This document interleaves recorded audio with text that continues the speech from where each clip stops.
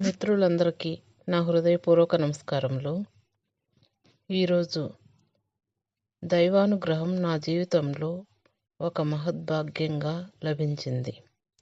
నిజంగా చెప్పాలంటే నేను పెద్దగా పూజలు చేసే వ్యక్తిని కాదు.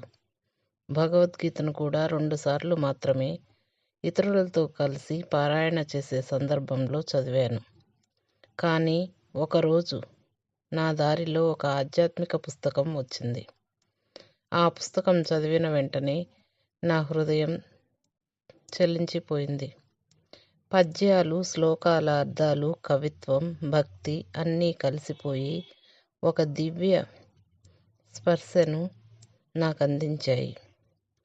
తర్వాత నా చిన్న అనుభవాన్ని ఆ పుస్తకంపై నా సమీక్షను రాశాను. సరళమైన నా హృదయంలోనిది మాత్రమే పంచుకున్నాను.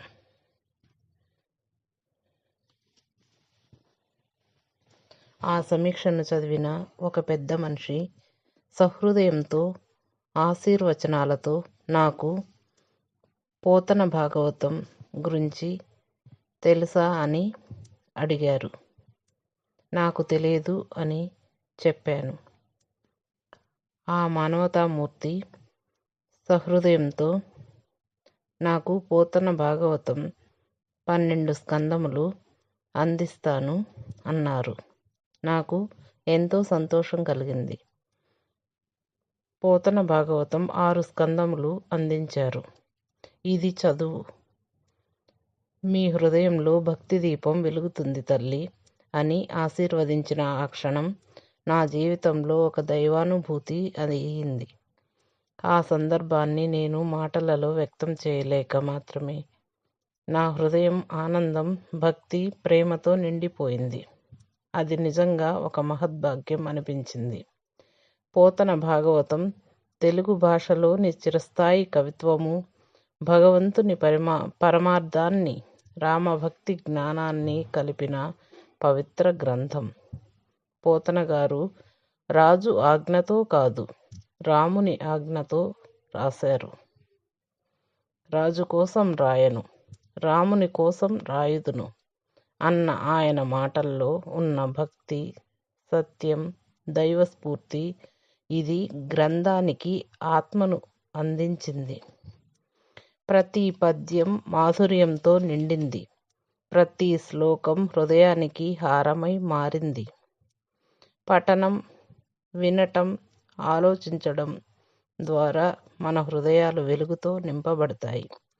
మన ఆత్మలో శాంతి, ప్రేమ, దైవస్పర్శ అనుభూతి కలుగుతుంది.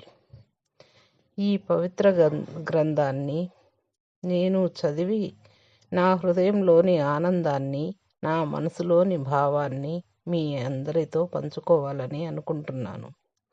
ఎందుకంటే భగవంతుడు మనందరినీ ఒకే దారిలో నడిపిస్తాడు. మన హృదయం సిద్ధమైనప్పుడు ఆయన స్పర్శ తప్పక వస్తుంది. అది బహుమతి, అది దివ్యానుగ్రహం, అది జీవితంలో మార్పు. ఈ గ్రంథం నా చేతుల్లోకి రావడం మాత్రమే కాదు, నా హృదయంలోకి చేరింది. ఇది నిజంగా ఒక మహద్భాగ్యం, ఒక దివ్య అనుభూతి అని నా భావన. పోతన గారి పద్యాల వెలుగు మన హృదయాల్లో దీపమై వెలుగుతోంది. మనందరం కలిసి ఈ భాగవతాన్ని పఠిద్దాం. భక్తిని, ప్రేమను, జ్ఞానాన్ని పంచుకుందాం. పలికే పదములందు పరమార్థము కలదయ్యా రామభక్తి అని పోతన గారు చెప్పారు. మన ప్రతి మాటలో, ప్రతి ఆలోచనలో భక్తి పరిమళం విరియాలి. ఓం శ్రీరామాయ నమః. జయ శ్రీరామ, జయ శ్రీరామ, జయ శ్రీరామ.